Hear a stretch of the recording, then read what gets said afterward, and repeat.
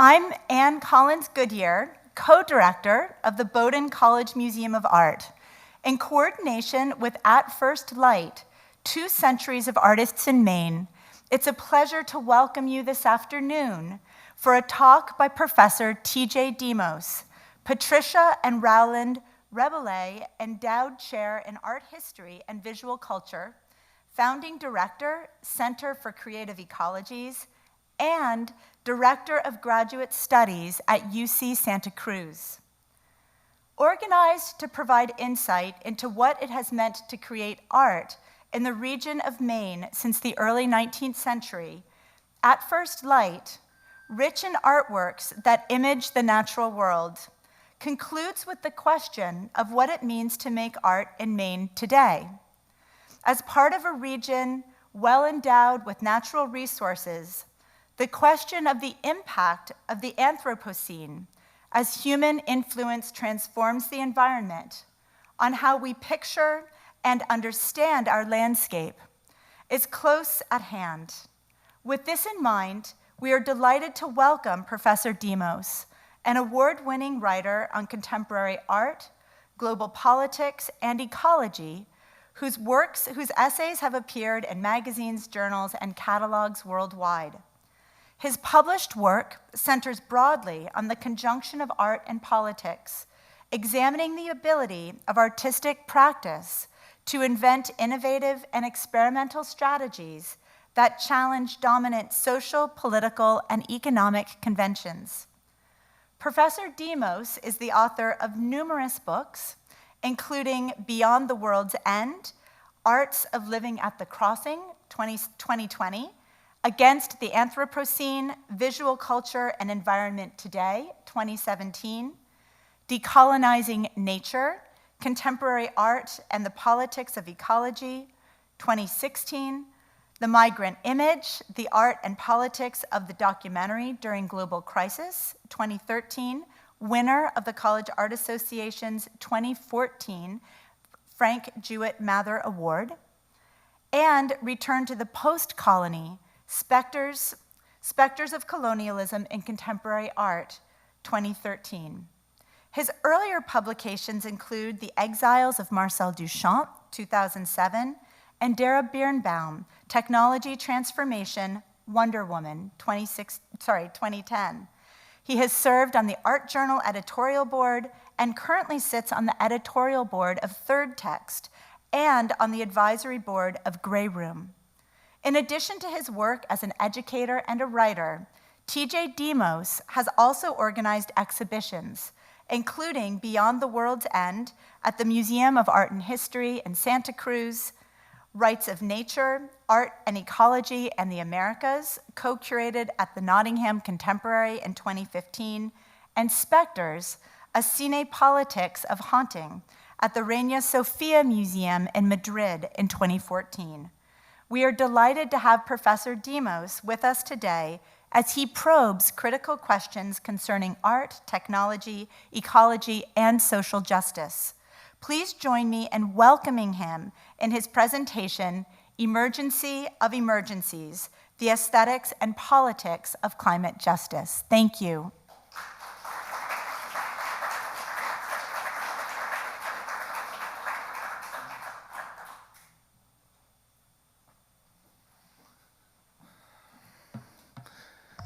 Thanks so much, Anne, for that very generous introduction. It's a little bit of a disembodied experience, feeling like my life has flashed before me listening to that. But it is a pleasure to be here. Thank you all for coming. Great to be at Bowdoin College and in the state of Maine, all the way from California. So I'm going to give a short presentation about some of my recent research and concerns.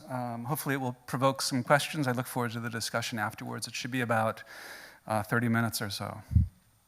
All right. According to the environmental activists of Extinction Rebellion, or XR, we must decarbonize by 2025. Otherwise, we'll confront the death of our future. Their demand, based on recent science stressing the limited time frame before the planet crosses irreversible tipping points leading to climate catastrophe, poses new imperatives, not just to political engagement, but also to scholarship, unaccustomed to operating in post-Anthropocene emergency conditions, especially I'm thinking in the arts and humanities. Indeed, long-established humanities practices founded upon distanced observation, critical thinking, slow research, are now threatened by activist temporality and its explicit ends-oriented politicization. If we care about the Earth, there appears to be no alternative but to participate energetically in the same way that many scientists, renowned in the past for their political neutrality, have recently come to push for policy shifts and even embrace direct action and getting arrested at protests where research and advocacy converge. As the leading climatologist and activist James Hansen says, you can't be neutral on a moving train. Yet rather than abandon historical consciousness and critical thinking in the embrace of urgent climate response, we should recommit to those very resources now more than ever, or so I will argue. Far from outmoded, these resources are imperative in helping us determine future courses of action. This remains true politically no less than art historically, which is my own area of training, in carefully considering, for instance, how aesthetic practices and media, including XRs, operate in the context of climate emergency, and how we might productively amplify and join those struggles. We should first direct our critical analysis toward XR's claims, scrutinizing how the group moves from abstract statistics, in other words, atmospheric carbon measured in parts per million, to arguing for urgent political action. And the images I'm showing you are screenshots from Extinction Rebellion's website. As they write, as Extinction Rebellion writes, unfortunately, because of years of delay and inaction, we have reached a crisis where we'll only meet our carbon targets if we take emergency action. They write, their definition of emergency rests largely on the basis of forward-looking climate modeling and coming environmental threats, from which follows their argument for the necessity of civil disobedience to bypass what they see as corrupted governmental politics.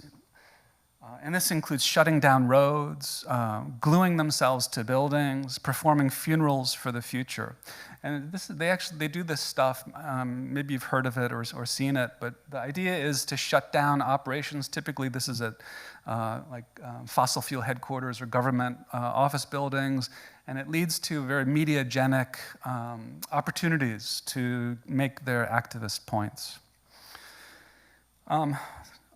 So at the same time, however, other activist groups attuned more to social justice frameworks of political analysis insist on situating environmental breakdown within long histories of colonial oppression, land dispossession, and the ongoing structural violence of extractivism and petrocapitalism. As the research and activism of environmental justice advocates have taught us, these forces disproportionately impact frontline communities who have suffered decades, even centuries, of socio-political, economic, and environmental inequalities. They are the ones, much more than the well-resourced, who are devastated by global warming and extreme weather events and have sustained years of exposure to toxicity, failing infrastructure, and ecosystem breakdown, with options for adaptation or moving elsewhere often lacking. For them, the rebellion against extinction is something altogether different than the above cited activist programs, specifically of Extinction Rebellion, but not just them. It's for this reason that aligned activist groups operating internationally under the name Wretched of the Earth, a name invoking Frantz Fanon's mid-20th century anti-colonial militancy, have been so forceful in their criticism of XR, refusing to view climate emergency solely in the future tense. Indeed, as they write of the current climate threat, the bleakness is not something of the future. For those of us who are indigenous, working class, black, brown, queer, trans, or disabled, the experience of structural violence became part of our birthright. Greta Thunberg, the Swedish teenage activist, calls world leaders to act by reminding them that our house is on fire. For many of us, the house has been on fire for a long time. Whenever the tide of ecological violence rises, our communities, especially in the global south, are always hit first. We are the first to face poor air quality, hunger, public health crises, drought, floods, and displacement. So we have to remember the future. In other words, we have to inject historical consciousness into whatever future we imagine. Climate emergency has, according to this reading, not emerged as the inadvertent consequence of industrial modernity, affecting all equally, contrary to the prevailing opinion that we're somehow all in this together. Rather, it's resulted from centuries of colonial pillage, violent environmental transformation, and genocidal destruction, creating and perpetuating profound and systemic injustice.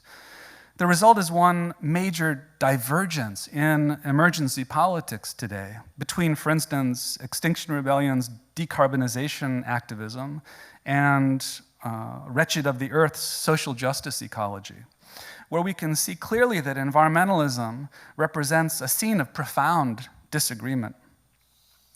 Rather than proposing a shared, universal political horizon, environmentalism forms a rift zone of deep antagonism, with one's emergency threatening to erase another's, compounding oppression and making solidarity across difference ever precarious. In other words, there is more than one rebellion against extinction.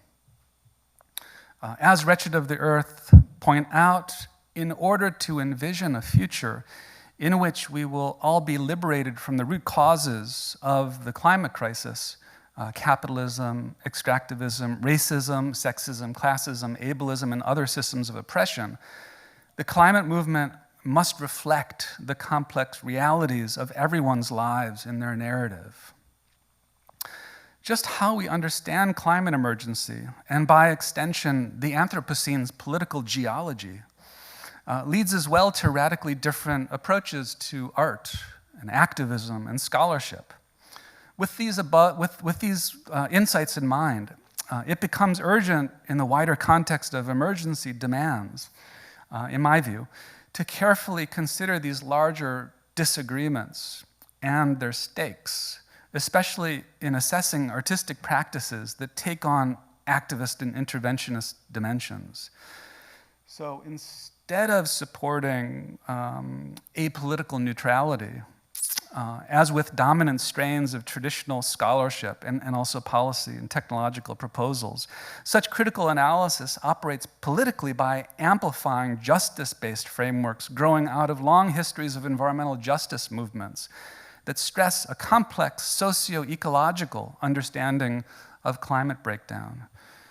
The imperative is to break through superficial understandings of emergency that limit our purview to near-future impacts, or worse, fossil capitalist varieties completely detached from social justice priorities, and instead comprehend present conflicts in light of long histories of the intertwinement of social and ecological formations. And this, I'm just throwing up a few examples of where I see this happening, including in radical approaches to the Green New Deal, the Red Deal, an indigenous decolonial approach to climate futures, the Red, Black, and Green New Deal coming out of Black Lives Matter movements with an ecological focus, all really compelling, important proposals for how to address climate emergency today with bringing that historical consciousness to the present and to a future imagination. So let me just mention some artistic practices where I see some of this coming together. And unfortunately, this is very condensed, so I don't have the time to really go through each of these, but you can find more information online. Consider Adrian Lahoud's ongoing investigation of what he calls climate crimes, as in his 2018 video-based installation and research project that maps the global circulation of aerosol emissions, drawing on data compiled by NASA. The piece implicates the UN climate summits, which have been going on for more than 30 years now, and their abstract negotiation of future warming limits to a matter of 1.5 or 2 degrees Celsius above pre-industrial levels, which in reality means that certain regions of the world will be heated to a much greater extent. This is the problem with abstraction. The recognition of such uneven warning led the Sudanese diplomat Lumumba Dieping to accuse industrial regions of the global north, and by extension, UN climate negotiators, of practicing what he calls climate genocide, specifically in Africa, a position that informs Lahoud's project. Or take Arthur Jafa's 2016 searing video, Love is the Message is Death, a compilation of dash cam and cell phone recordings of police brutalizing African Americans, where climate becomes an expansive socio-ecological category of racial oppression, as much as of catastrophic environmental conditions. Indeed, one of the video's short passages, which you can see on the top left, shows a couple of figures struggling through the floodwaters in the wake of Hurricane Katrina that struck New Orleans. An unnatural disaster precipitated by the convergence of extreme weather, racial inequality, and infrastructure breakdown. A different but related approach is offered by Forensic Architecture, the London-based collective, which investigates cases of state and corporate violence visited upon colonized, disenfranchised, and militarily oppressed communities worldwide. Recent cases have included herbicidal warfare in Gaza from 2019, which you see here. These are again screenshots from their website, which documents Israel's use of glyphosate in border zones of this colonized area, where chemical weapons are deployed against vegetation in acts of settler atmospherics in order to secure Israeli lands.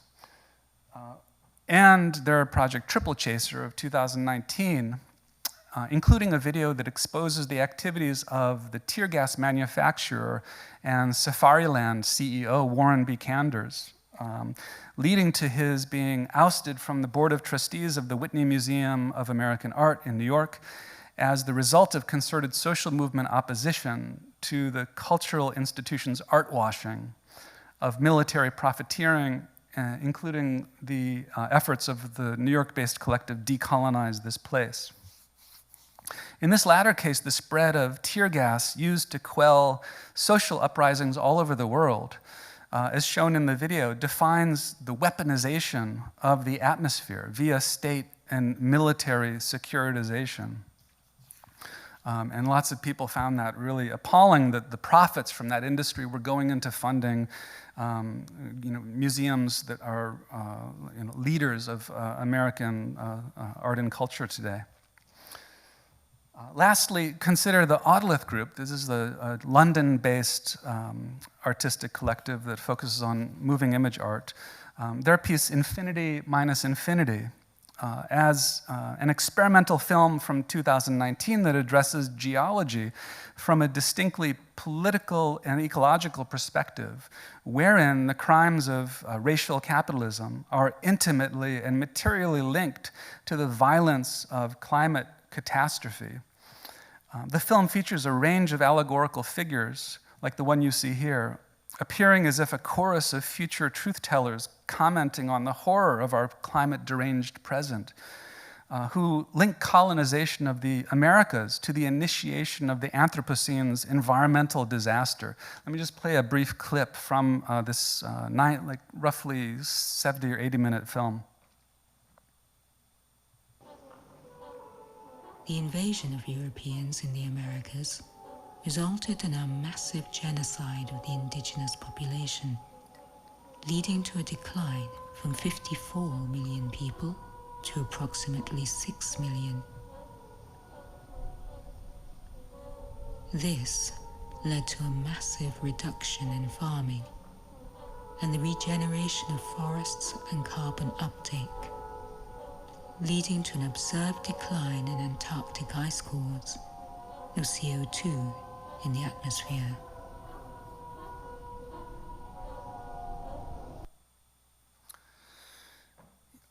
So that passage is really based on research that has pointed out accurately that there was a massive genocide between roughly 1492 and 1650, a loss of some 50 million indigenous people owing to the colonization of the Americas, which caused a massive reforestation to take place and an atmospheric carbon uptake that's measurable today in the stratigraphic record.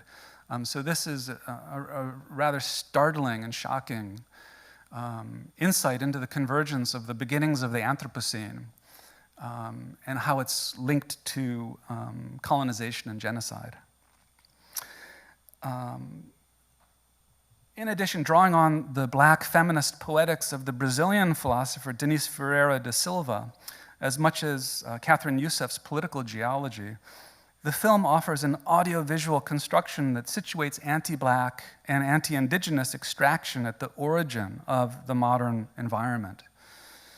What I'm interested in with these projects is how their diverse approaches to aesthetic practice all disarticulate and reconfigure terms like atmosphere, climate, and environment as more than abstract categories of non-human natures. Instead, they become insistently socio-ecological or dense entanglements of politics, economics, and technology as much as of biology, chemistry, and geology. This is not a simple matter of political perspective or of a social art history of association and metaphor that draws distinct fields of meaning together, possibly somewhat arbitrarily. Rather, these practices offer various approaches to what my colleague Donna Haraway calls sensible materialism, where past colonial and extractive violence provide ongoing and determining forces within social life today, forces that play a palpable role in defining the present in ways that can't be forgotten, repressed, or separated out without enacting epistemic violence. As a site where aesthetics and environment cross, in the same way that the Anthropocene identifies the irrevocable collision of human and natural history, sensible materialism opens the analysis of what I term intersectionalist ecology, which I've written about in books like this, including the one on the left that I co-edited with a couple of people on contemporary art, visual culture, and climate change. Intersectionalist ecology means ecology is a science of the social as much as of natural relations. As well, it proposes a politics of justice, without which we're unable to come to terms with the past and are instead fated to be haunted by it. In her book, In the Wake, on Blackness and Being, Christina Sharp considers, quote, anti-Blackness as total climate, end quote, suggesting a like-minded phase shift in the conceptualization of climate emergency.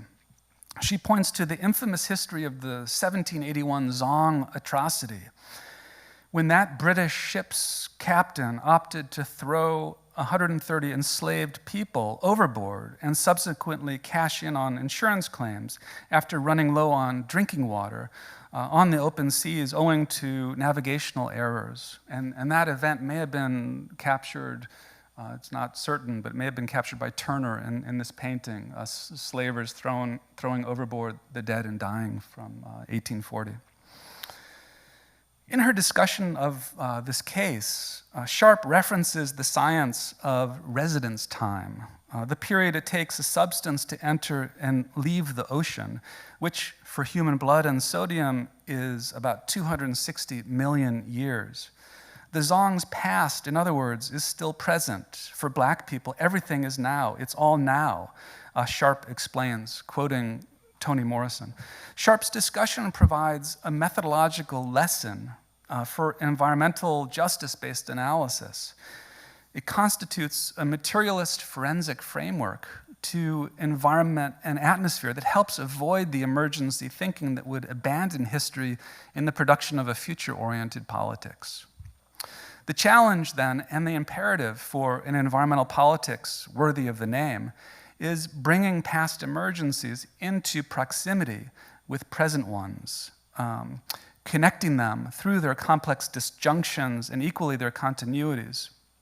In a similar vein to Sharp's discussion, we can return to the question of CO2 that Extinction Rebellion highlights and reflect on its composition in order to get beyond, again, abstract statistics.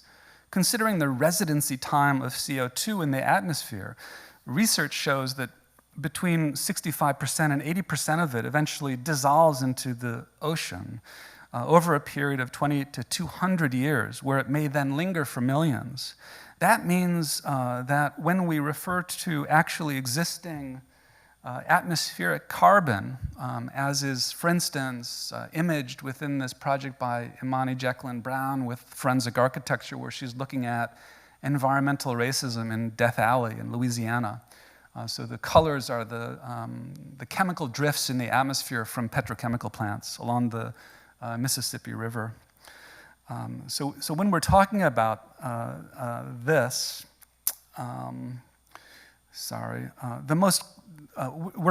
this is of course, atmospheric carbon is the most common of greenhouse gases. We're referring at the same time, more than abstraction, to the culmination of 2 centuries of its production, consisting of not only generic industrial sources, but also all manner of past cases of environmental toxicity, including warfare, human rights crimes, and social violence. The traces may not exactly be sensible in their specificity, but that's where experimental art becomes all the more urgent, to provide methodologies for sensing differently. Everything is now, it's all now, indeed, and we continue to consume it to some degree with every breath. Of course, that's not to say that all air is the same, or that everyone breathes pollution equally. We know that breathing spaces are racialized geographies, as long observed by environmental justice analysts, such as the crucial work of Robert Bullard. Vulnerable, disenfranchised populations are situated disproportionately near toxic waste facilities, meaning that the act of breathing is inextricable from histories where structural racism, urban planning, and industrial and military waste converge. Not only are race and class inequalities experienced in elemental ways in relation to air, water, and soil, but generally speaking, as, for instance, Lindsay Dillon and Julie C. argue, blacks, quote, blacks and whites actually breathe different air, end quote. And just to give you another sense of this from the Autolith group and their film Infinity Minus Infinity, I'll play just another quick clip that relates to what I'm talking about here.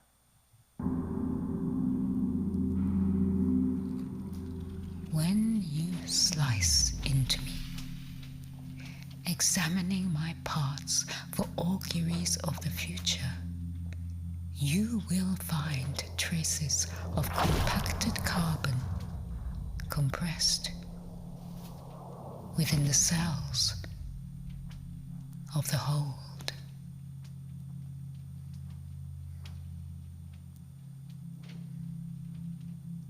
I can't breathe.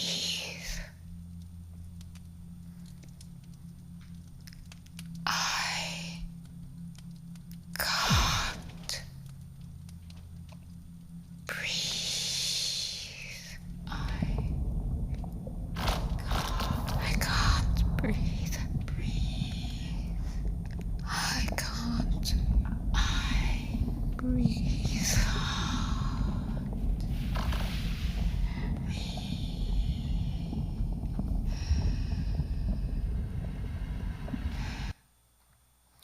Yeah, so what's very moving in that passage is how that phrase, that resonant phrase, "I can't breathe," which we know has been uttered so many times by victims of police brutality, becomes multiply meaningful. It's also about environmental injustice in so many different ways.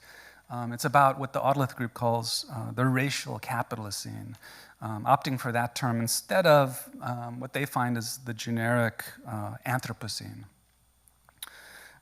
It also comes up in this piece that I mentioned before, Environmental Racism in Death Alley, which draws in this specific project for forensic architecture on this history that moves from slave plantations to petrochemical industries, showing how cotton and sugar plantations in Louisiana have mutated into petrochemical industry in the afterlife of slavery, where toxic air is the ongoing effect of racial and environmental injustice, which African American communities are fighting in the present.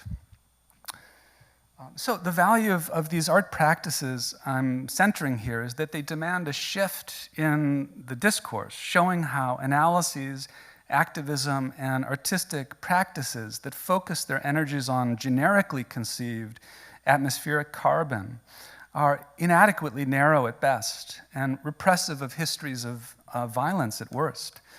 Critical storytelling, as much as forensic analysis and a new geological poetics, offers the opportunity for us, scholars and teachers, writers, students, activists, to collectively transform by sensing otherwise, becoming other than docile carbon subjects or colonial settlers or perpetrators of discriminatory violence or competitive individuals of material wealth, which are the typical range of positions reinforced in dominant cultures of petrocapitalism.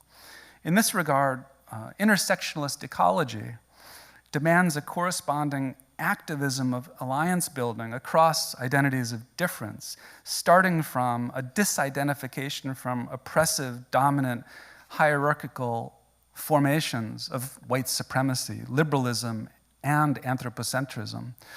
This argument is not simply based on an ethics of subjective perspective or a leftism of privileged choice. It rather stems from acknowledging the practical necessity, indeed, the emergency of building inclusive and diverse movements capable of challenging the divide and conquer tactics of the elite political class, the members of which, through their endless wars and fossil fuel economies, are laying waste to the world. I'll stop there. Thank you.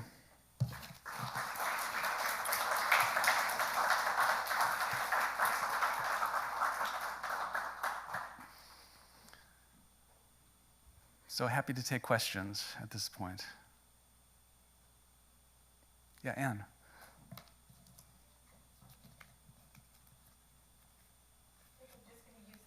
So that our recording picks up the questions, and we're happy to pass the mic around, so if people want to do that.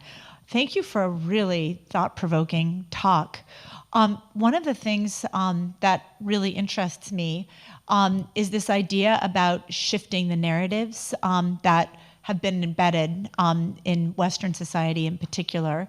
And thinking about this issue of narrative structures, one of the things that I'm intrigued by and that I'd love to hear your thoughts about is the seemingly frequent incorporation of an aesthetics of science and social science in terms of the way in which a number of these art collectives have created their projects. And then there also seems to be, perhaps in other cases, a recourse to sort of narratives of more ancient mythology. And those two strains particularly stood out to me among the projects that you shared with us. And I was just intrigued by that as we think about the types of narrative structures, perhaps that these projects are helping us to rethink or at least question. Yeah, that's a really interesting observation. And yeah, I didn't have the time to go into the differences between the practices that I mentioned because I was trying to focus on the argument that I was making. But you're right, there are practices that are much more technologically and scientifically inclined, that are dealing with climate science, really from maybe an environmental humanities and arts perspective, and a critical perspective as well. And then there's also, like, especially with the Autolith group, a mythological interest in a kind of deep history that's also complexly also about what one of the members of the Autolith group, Anjali Segar, calls Indo-futurism, like a futurism that's coming out of an Indian cosmology. And certainly they're developing that in the visual culture. Maybe you noticed that in the film itself, the many-headed figure. It's kind of like a Hindu trope, in a way, of visual culture that they're deploying. But yeah, it's definitely a complex aesthetic imaginary in that sense, that's both bringing together scientific research and insights, especially with the graph of carbon dioxide that they're using overlaid and within this complex image site of allegory and like all sorts of layering and connections. Yeah, I find that really intriguing, and there's no simple answer to it, but for me, and I don't think there's meant to be. There's no simple answer or simple interpretation. Rather, it's meant to produce meaning and to trigger imagination, I think, and so that we can possibly think about those kinds of connections. Yeah, thank you. Yeah, I think. Do we want people to use the mics? If you don't mind, thank you so much. Thank you so much for your talk. That was really enlightening. I'm currently working on an honors project related to kind of the transition to new energy forms and the environmental conflicts that arise in the planning and siting and politics around potentially renewable technologies. And I'm interested how you would kind of bring this perspective to environmental conflicts relating to potential solutions to transition to low carbon energy technologies and the politics of aesthetics around siting these technologies, building democracies, energy democracies related to them. That span in Maine, opposition from fishermen related to kind of the quality of their ocean environments against offshore wind, and those are mostly white resource users in Maine, to environmental justice communities of color. Yeah, that's a great question, I think. And in some work that's connected to this, where I have more time to elaborate on like what I call with shorthand green capitalism, or solutionism. The problem is that, well, there's many problems, but one is that they're proposing solutions largely to decarbonization. So they're already framing it in a very narrow way. If certain people who are associated with this could solve the climate crisis through decarbonization alone, they would, and there would be no changes within social, political, economic conditions. And that's a real problem, especially if you're coming from an environmental justice framework, right? And then there's additional problems with forms of so-called renewables, because it introduces potentially, or even according to some people probably, a new kind of green colonialism, right? And there's this tweet by Elon Musk. Maybe, I don't know, maybe you've seen this, where there was the anti-democratic coup that happened in Bolivia a few years ago, and some people called it a lithium coup, right? Going after lithium, which is critical for electrical vehicles and batteries. And Elon Musk, responding to criticism about this, and based on the accusation that he's somehow complicit in this, he said, we can coup whoever we want, deal with it. Right? It's incredible, explicit statement that I thought was horrifying, but also honest in a way that immediately just exposed the stakes of what we could call not the Green New Deal, but Green New Colonialism. And so that's a real problem that with the energy transition we have to think about, not just divestment, but also what are we reinvesting in, and what new conditions of potential inequality or environmental and social violence are we setting up? So I think that that's a real massive and complex concern. I'm not so sure, I don't know that much about the context that you're talking about in terms of fishing and coastal communities in Maine and how that relates to economics and racial divisions. But it sounds like that would fit into what I'm talking about as well, where in a way there's a conflict or a competition between emergencies, and it forces people to compete about priorities and the division of resources. And ultimately, this is also a competition about futures.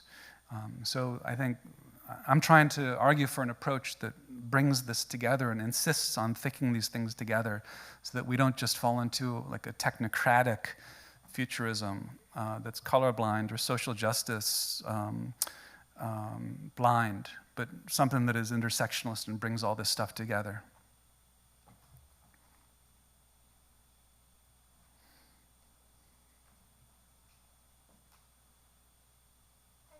Thank you for a great talk. Very interesting.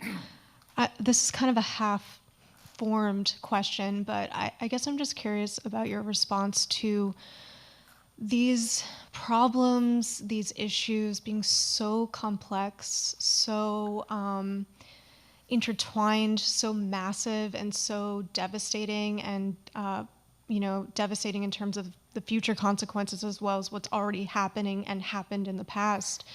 How do you think, I think it's easy to shut down when hearing all of this, big, heavy stuff. So I'm just curious if you've thought about the accessibility of this information. I was specifically thinking about how, to be able to engage in this discourse to begin with takes a certain level of economic privilege and education, because the discourse is accordingly very complex and a lot of very specific terminology. So I would imagine that to engage in this conversation to begin with could be very isolating for people, and the very people that these dynamics would hurt the most, who don't have the privilege or economic background to have, or the time to really invest in these discussions. And so I hope that question makes sense, and I'm curious to hear your answer. Yeah, thank Thanks. you. Yeah, it definitely makes sense, and it resonates with me. It's something I've thought about quite a bit, and I think we need different languages. Certainly, what I'm presenting here is an academic version where I'm using theoretical vocabulary and thinking conceptually about these issues. But it's interesting if you study the history of environmental justice. The first positions, the first political stakes and opposition doesn't come from academics or theorists. It comes from frontline communities. An interesting quote, a relevant quote that comes to mind is Melanie Yazzie, one of the founders of the Red Nation. She argues that climate justice began in 1492. Right? And by that, she didn't mean with European climate scientists, right? She meant with indigenous people who were experiencing the negative impacts, the violent impacts of colonization. So from the very beginning of the violence, you have resistance to it. And I think that's true today. I think, in my context in Santa Cruz, California, it's coastal California, a very beautiful place, but also really expensive real estate, highly gentrified. We have a houseless population. Maybe they won't connect to the language that I'm using right now, but they will understand viscerally and experientially the conditions of climate injustice as they're living it when they live in tents and cardboard boxes and have to breathe in the toxic air from wildfires that's caused by climate change. And I know that they know this because we've had conversations about it. So I think it's an important thing to think about. How can we not only think about intersectionalist ecology, but how can we turn that into a context of intersecting vocabularies in order to bring communities together? And I don't mean in a nice liberal way. I've been reading this book by Matthew Huber called Climate Change is Class War, And he's arguing that this, we're living at a time of class war where a small number of extremely wealthy people are benefiting from current climate conditions, right? Including about 80 or 100 or so transnational fossil fuel corporations. So, bringing communities together isn't just to, establish friendly conversations, it's to understand our shared interests in ultimately a sustainable future. So I think it's easy to, that sounds complex and it may be easy to say, but it's actually really challenging politically on the ground when it comes to organizing and building communities. Building communities of opposition. Yeah, but that's that's another part of my practice, which is more like activist focused. Yeah, thank you. I'm tempted to just go on and on, but I don't want to do that. Yeah, go for it. If anybody else wants to come up, please do. But TJ, I can't help but ask you a disciplinary question. We're fortunate to have a number of faculty and students with us. But I think it's very exciting that you're doing the work you're doing as an art historian. And there may be people who would be very surprised to hear that the field of art history supports this type of very activist, interdisciplinary work. Well, I don't know if it does. But, so this is kind of what. So I want to ask you two questions.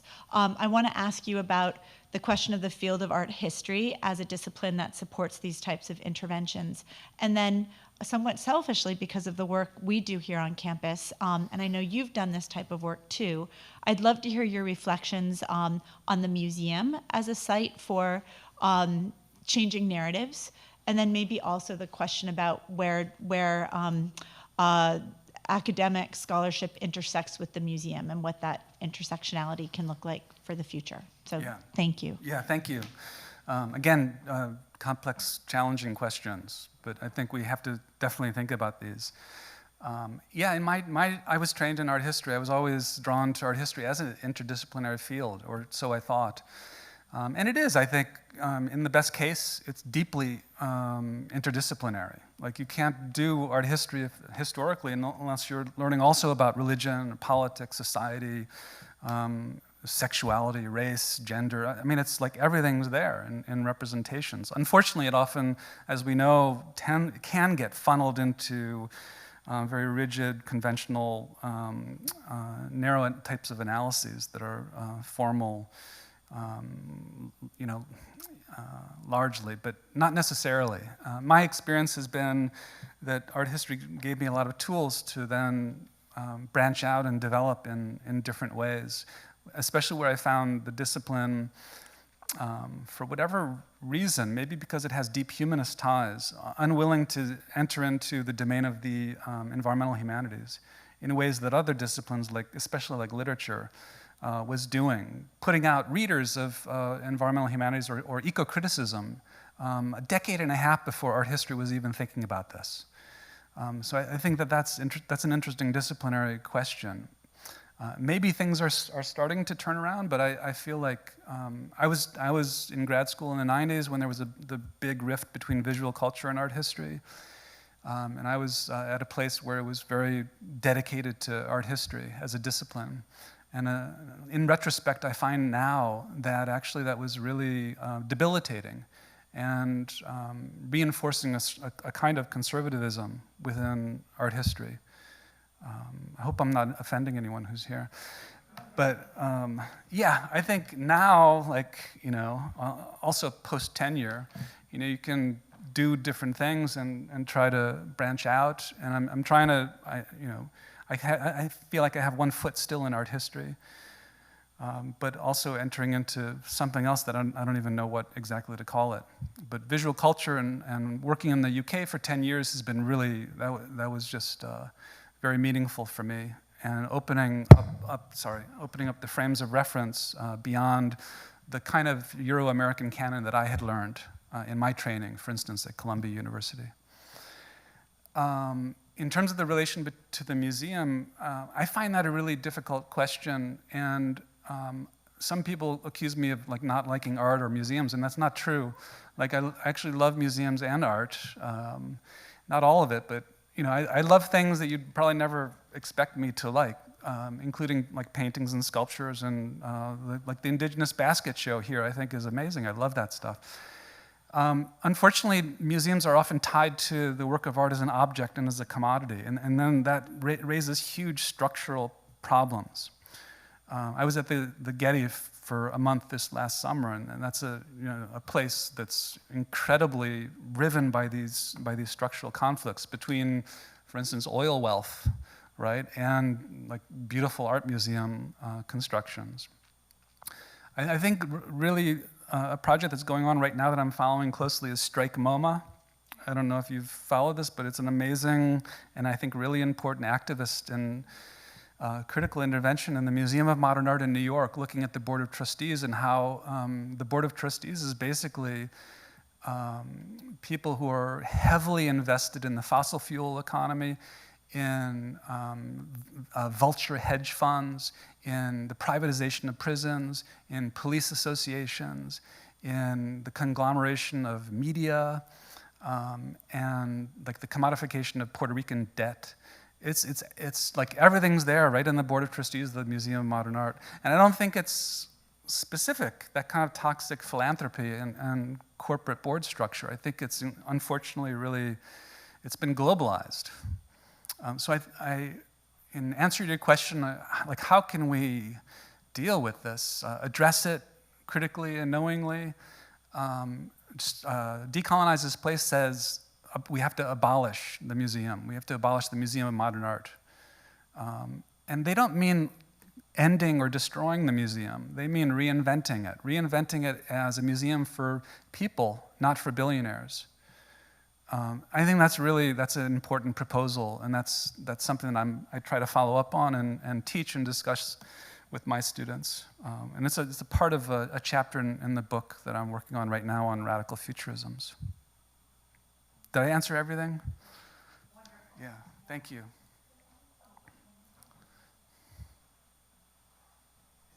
Having you here this afternoon. Thank you so much for being here in Maine. I wanted to ask a little bit about your practice as an art historian and your past as a collaborator and perhaps your future partnerships with especially climate activists, scientists, climatologists, ecologists more generally. I'd love to hear more about how the work that you're doing here has been informed by conversations, working relationships with those in the sciences. At the University of California, Santa Cruz, we have some interesting interdisciplinary projects and platforms. They're not adequate or sufficient. It's a case of ultimately a state university supporting interdisciplinarity but not really funding it in meaningful ways that can actually support interdisciplinary work, like granting course releases and creating platforms where you can actually do that thinking together. But one example comes to mind. There's an institute called Science and Justice, which I think is really amazing. I don't know how unique it is. I think it's fairly unique in bringing science together with considerations of justice. So it's both like natural and physical and biological sciences, plus social sciences and environmental humanities approaches to shared areas of research concerns coming from very different disciplinary perspectives. So that's one area where I've learned a lot. I also created a Center for Creative Ecologies at UCSC, and that's meant to be a platform where we can have those kind of discussions, at the same time centering questions of artistic practice and aesthetic formations more broadly. But to be honest, I found it difficult, especially to reach people in the natural sciences. It's just very difficult. Everyone's super busy. And also, I feel like scientists, cutting edge, innovative scientists in the natural sciences are in many ways really undereducated. I could say the same thing of myself in relationship to science, but there's so little shared ground for what a discussion could be with, what art is, beyond thinking about art as merely a kind of illustrative vehicle for scientific imaging. Like how can we develop more complex research methodologies where there's a shared ground or an equitable relationship between artists, people within the humanities and social sciences, and climate scientists. What would that even look like? I don't even know what that would look like, but I'm curious about that. Some people are trying to practice it a little bit. I have another colleague, Anna Singh, who's doing some stuff around that, but it tends to fall within still a very social science basis. But I think that, in conclusion, the university system has done so much to specialize all of us to the degree where it's hard to have conversations that are open-ended and really meaningful and not instrumentalized into ends-oriented research and stuff. So yeah, I think that a lot more has to be done, and should be done in terms of creating that conversation.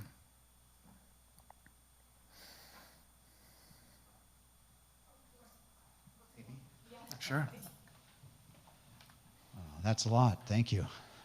I'm kind of curious. You're talking about your love of painting, sculpture, traditional arts. I'm a painter. Work away in my studio. I'm mulling this stuff over all the time. How do you address that? Or I guess what can I do? I'm not an activist, so just curious about your thoughts. Thank you. Yeah, thank you. That's the kind of question I try to really avoid answering, because I can't tell you what to do. I would never want to put myself in a position of telling anyone or recommending something to do. I don't think you're literally asking that, but I get the question. It's hard though. I think ultimately, I want to displace my own individual role in this and be part of more of a collective conversation so that we can figure out the answers to that question together. I think that's something that we can do. It reminds me of something that the students ask me, what can I do? And the way I answer that is, well, the first step is stop being an I, right? We have to work together, we have to think collectively, we have to get beyond neoliberal individuation. Again, I'm not assuming that you were implying any of that, but I think ultimately, I'm deeply uncomfortable with the architectural situation in this room where I'm standing up here behind a podium and you're all, that's not how I would design this space or have this conversation. So I think really it's less of a what is the answer, it's more of a how. And I think we need more methodologies of collectivity and democracy, transparency, and equity.